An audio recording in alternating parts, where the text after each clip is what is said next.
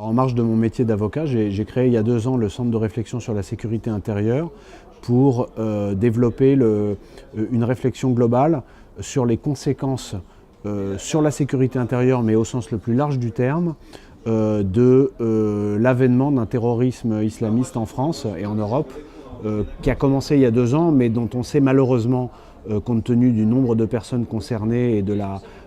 leur détermination, qu'il va impacter nos vies personnelles et professionnelles pendant longtemps, pendant 1 ou 2 décennies. Donc il y a une vraie réflexion à mener. Je pense que la réflexion doit conduire chacun à changer son logiciel d'analyse, et le Centre de réflexion sur la sécurité intérieure a vocation à mener ces réflexions avec des professionnels de la sécurité, avec des chefs d'entreprise, aussi bien sur le plan juridique que sur le plan un petit peu plus tactique, c'est-à-dire de la sécurité opérationnelle. Voilà, c'est une boîte à idées sur ces sujets. Je pense qu'on sait que la France a subi des attaques extrêmement dures depuis 2 ans. Malheureusement, quand on voit le nombre d'islamistes radicalisés sur notre territoire, quand on sait que ceux qui sont actuellement en Syrie vont revenir, quand on voit des sondages comme celui de l'Institut Montaigne qui montrent le niveau de haine qui existe contre la France dans une petite partie, mais dans une partie quand même de notre population, il faut que chacun prenne conscience des changements inévitables que ça doit induire dans nos vies. Alors il ne s'agit pas de se renier, mais au contraire, pour pouvoir continuer à vivre avec nos libertés et nos valeurs, il faut un minimum d'adaptation. Et pour prendre l'exemple de l'entreprise, ça veut dire que l'entreprise doit aujourd'hui avoir conscience de ce qu'un événement terroriste, ce qui était encore impensable il y a 2 ans, peut y survenir. Alors encore plus quand on a une entreprise qui est dans les domaines stratégiques, les transports, l'énergie, la défense, mais ça peut arriver partout, parce qu'une entreprise, c'est un endroit où les gens se regroupent pour travailler, donc ça veut dire qu'il y a une masse de gens et qui peut servir de cible. On sait que les attentats ont vocation à sidérer le pays, et c'est vrai que si une petite entreprise dans une petite ville de province était attaquée, ça aurait un impact très spectaculaire sur l'ensemble du tissu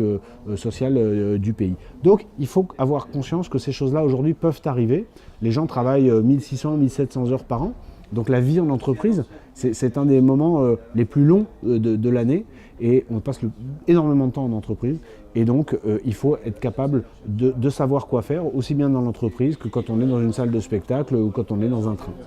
Il y a énormément de mesures qu'on peut prendre, mais la clé qui ouvre la porte vers les autres mesures, c'est de changer notre logiciel de réflexion. On est un pays qui a eu l'immense chance de vivre en paix pendant 70 ans. C'est quasiment jamais arrivé dans le monde, 70 ans, un pays qui vit 70 ans en paix, en tout cas pas en Europe. Et du coup, on est la 3e génération, les gens qui sont aujourd'hui dirigeants d'entreprises ou qui font de la politique sont aujourd'hui la 3e génération de temps de paix, c'est-à-dire que ce sont les enfants de gens qui n'ont eux-mêmes pas connu la guerre. Et ça change tout dans la façon d'appréhender les choses. On est aujourd'hui